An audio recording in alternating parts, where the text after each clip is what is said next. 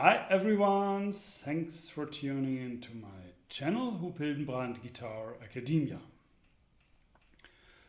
Today we will talk about scale sequences and three principles or three concepts how to create variations, just in general, melodic variations. And there's down in the description below, there's a link where you can download the PDF for this lesson. And it also helps supporting my work here on this channel.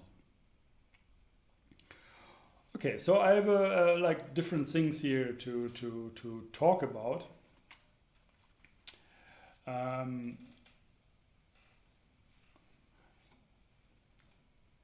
One thing is the terms coming from Indian classical music. It's Alankar and Palta.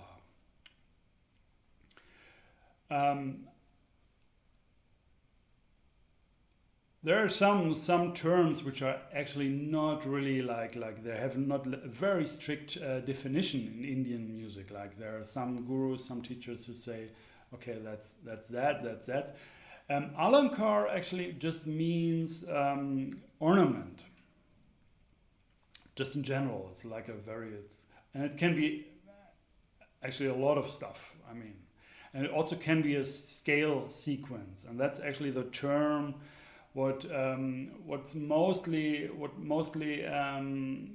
heard when in India when we talked about like Alankar. And then it's about scale sequences. So taking something like a melodic fragment and playing that, practicing that by going from one scale degree to the next. Yeah, you play something like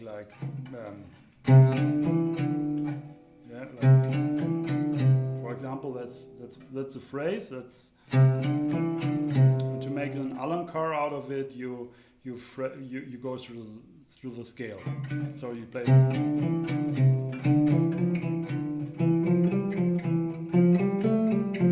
So you just exactly take this this phrase and just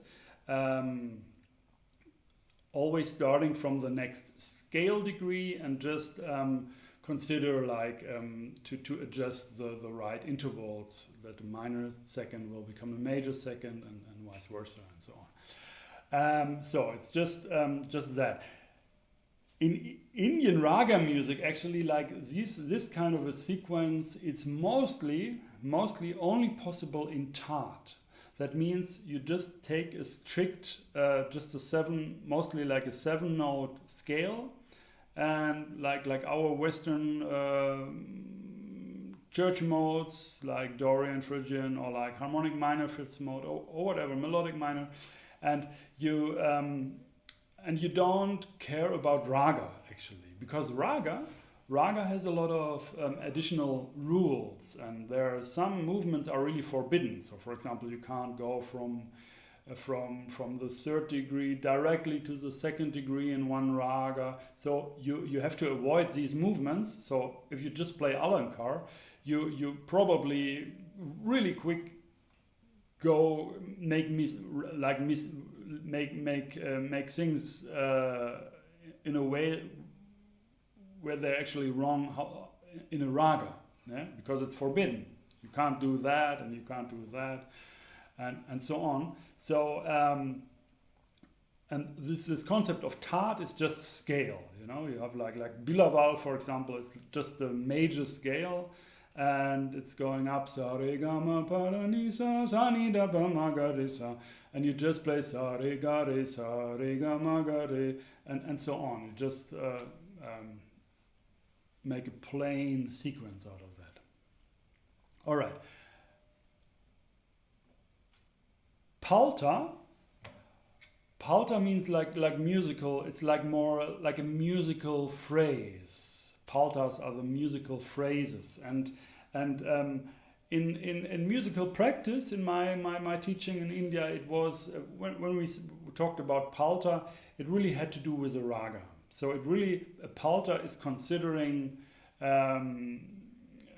as I understood, is considering really the raga.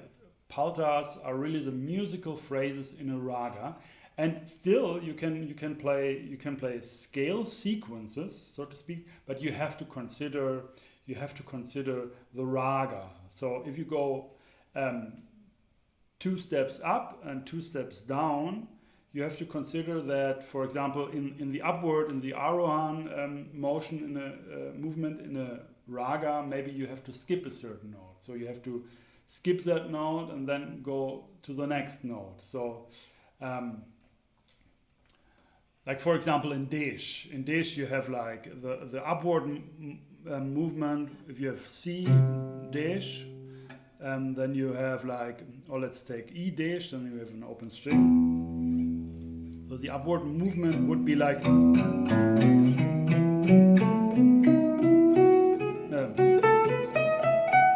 and down it's going just Mixolydian. But it's very typical that a rag moves like a kind of a pentatonic up and like a heptatonic down. So when you play, when you think about like C major, for example, you think like Bilaval Tat, you think just like, you go 4 steps and you go up, 1, 2, 3, 4, and down again. Then in Desh it would be like,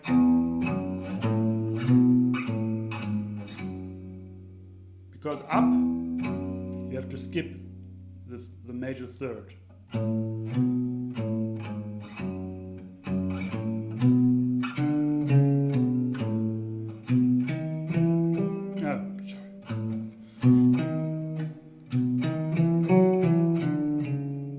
You have to really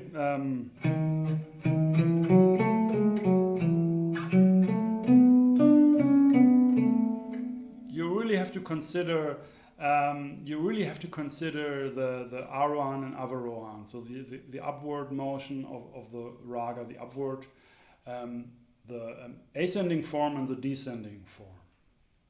And this is something you do in palta. In palta you take this serious. It's really more musical and more connected with the raga.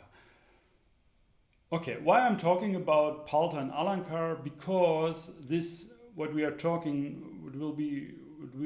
will be talking about now, about like variation principles, they're not only happening in Western music, and I will talk about that also soon, but they're really considered when it comes to practicing the instrument or singing, to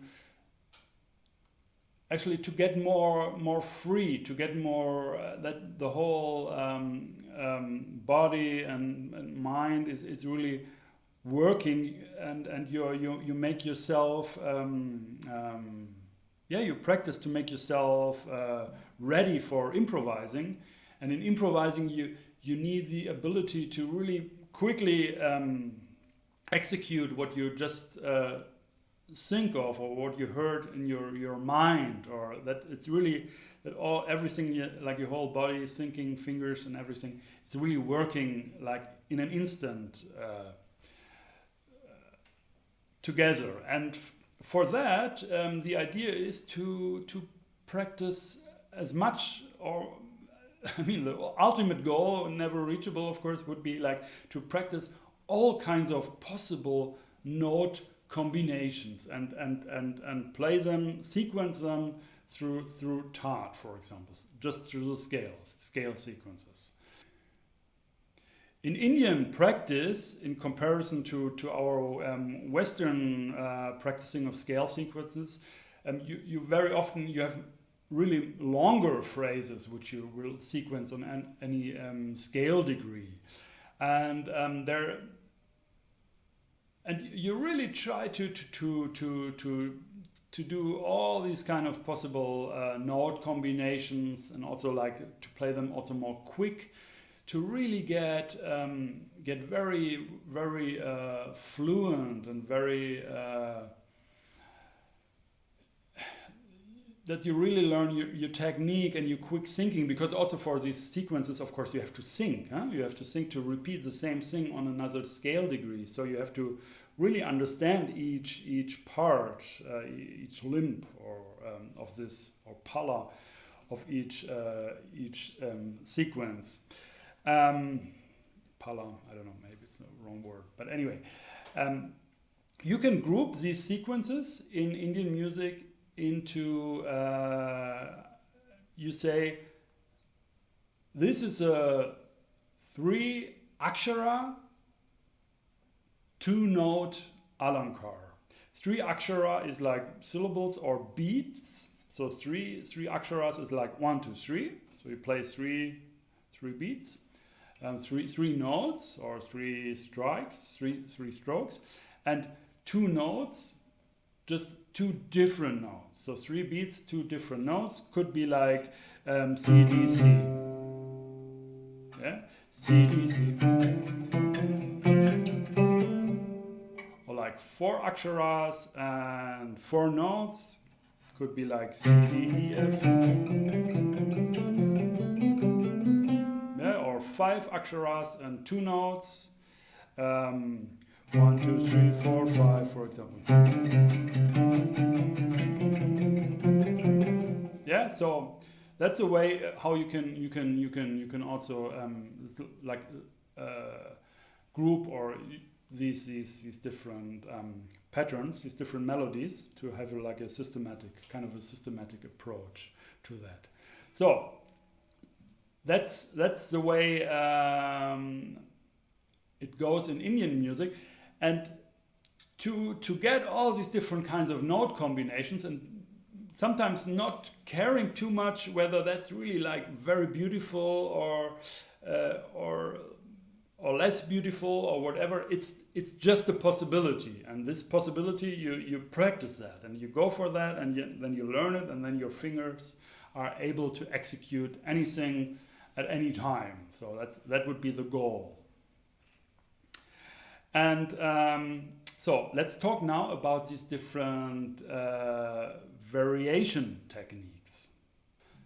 And these variation techniques are really used in Indian music quite frequently. And so the idea is actually to have something, to have a kind of a phrase, and then create these variations to like get all kinds of possible movements to really prepare you for the improvisation, for this instant composing thing. Okay, so on the second page of the PDF, there you have a kind of scheme of these different variation techniques, and so you take a certain phrase. In this case, it's yeah. So we have 3 notes, C, D, E, and we have 8 aksharas, 8 beats. So it's an 8 akshara, 3 note Alankar, what we consider here, and we can play that on every scale degree. So we have like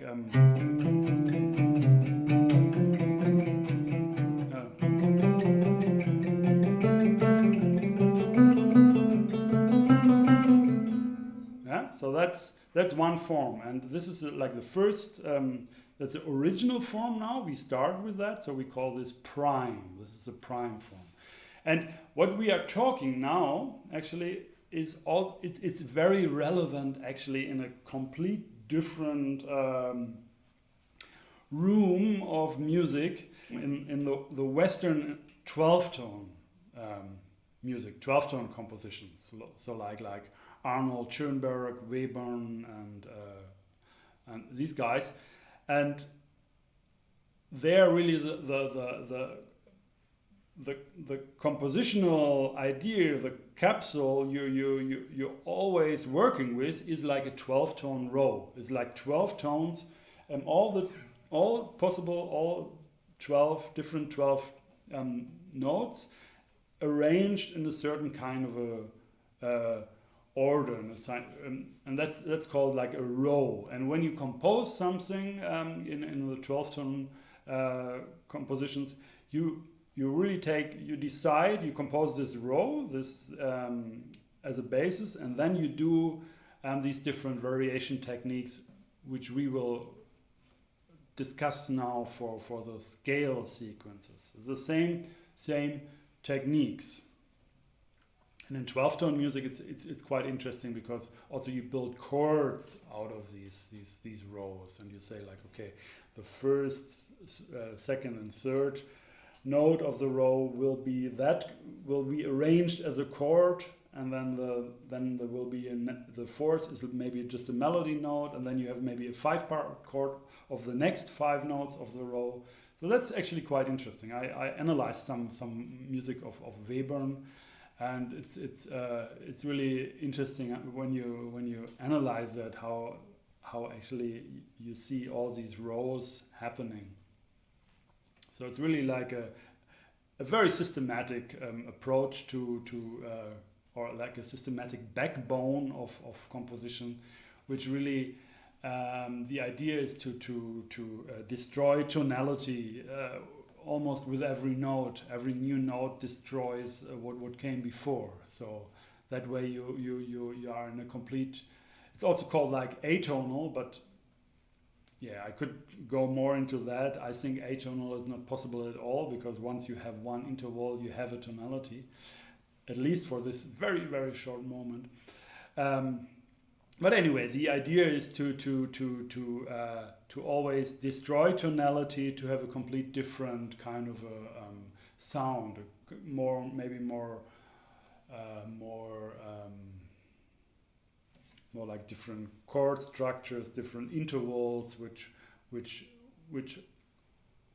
gives the music its meaning, not the gravitation towards a tonal center. So it's a different kind of very interesting way of composing. Although I'm not really using that. I don't like this sound too much for my own music. But it's a interesting and really cool idea. Of course, I also like some string trios. I think trios, yes, with like small string group, violin, cello, whatever, and these small, they're like small pieces. Anton Webern composed, and these are quite interesting, quite nice, quite beautiful, actually. And when I studied in in Boston, in Berklee College of Music, I had like atonal solfège, and there we sang these songs, because Anton Webern he composed a lot of songs, like piano with vocal, and yeah, I mean, I think when you're really into that and you really practice that and you really repeat that over and over and over, then I think there is like really like a real beauty which unfolds there. At first it sounds very artificial, very strange, very not nice maybe, but it takes a while actually. But anyway, we have a long side story here now. Let's go back to our scale sequences. And so we have a prime form. Let's play it again.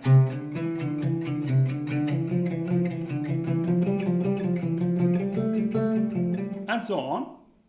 And now what we can do is we can invert it. And the inversion is like we mirror this prime form like in a horizontal way. So if we take an interval up, for example, a second up, then in the inversion we go a second down. Yeah? So the prime is going, it's all seconds, so I just say like it's like we start and then up, down, up, and the inversion figure is down, up, down. Yeah, so it's and the inversion is very frequently used to go back, because if we invert something, it also change its direction, but it's not necessary actually. What I'm saying here, it's you can in this context actually you can every form, every melody you can sequence up or down. So also this prime form, like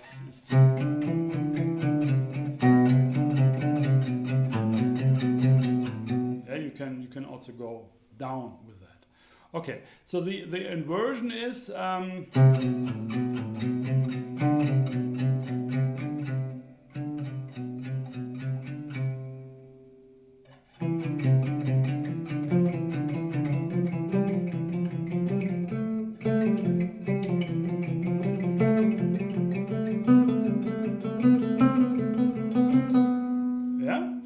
that's the inversion, different melody, but of course same number of aksharas and same number of notes. So it's all like 8 akshara, 3 note Alankar. Now what we can do, we can also take the retrograde form. So we mirror the whole phrase vertically. So we go backwards. So in this case, the first melody, C, D, E, D, E, D, C, D, we go from the last note to the second last note, and we would just move the whole thing back. So we get a new phrase, and this phrase is going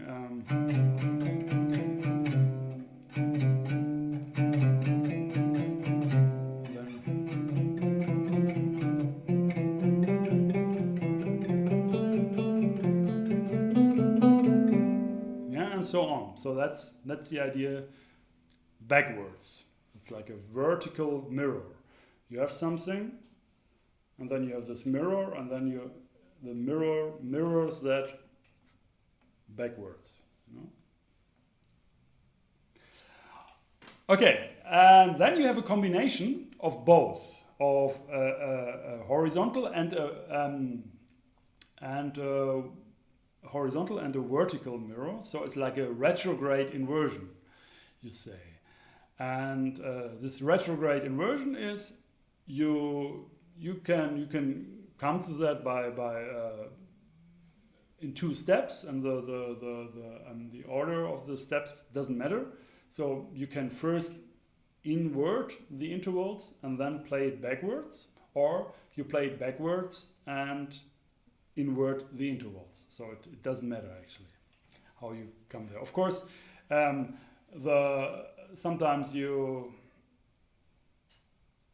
12-tone music it's quite important, because it really determines what your starting and your ending note will be, and that's also some important consideration. But anyway, in our case, we just do like scale sequences, so we don't care about too much. We just want to have this basic structure, which we then just sequence anyway on every scale degree. So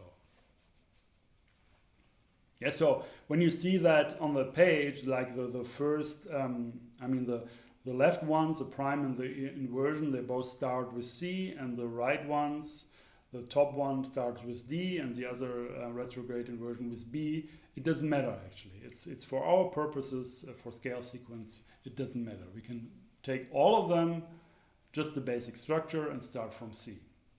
So the retrograde inversion would be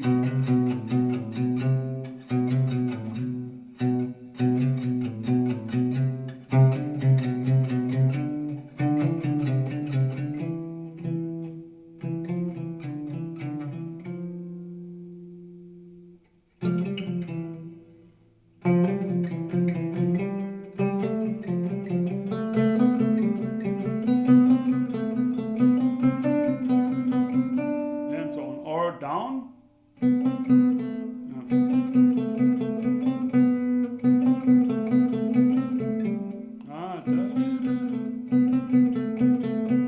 It's a bit of thinking here.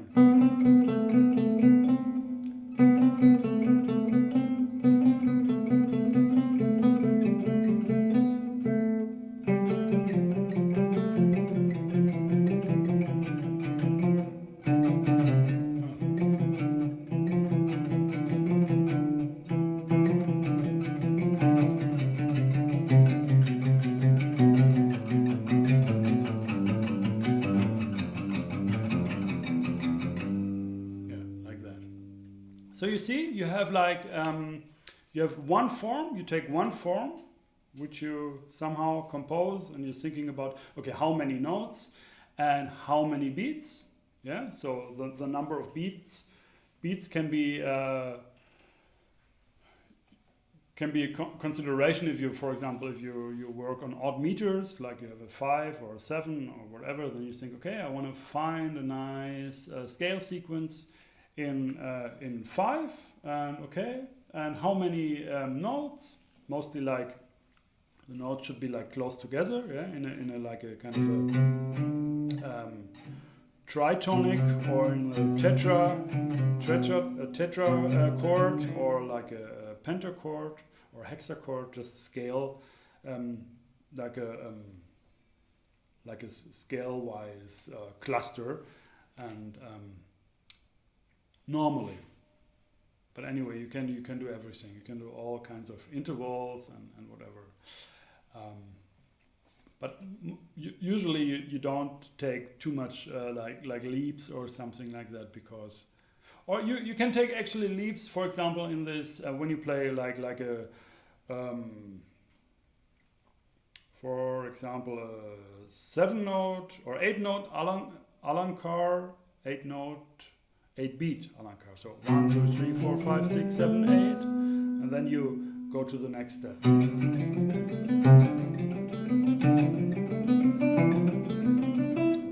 Murchana in Indian music, so modes, so you play the whole scale.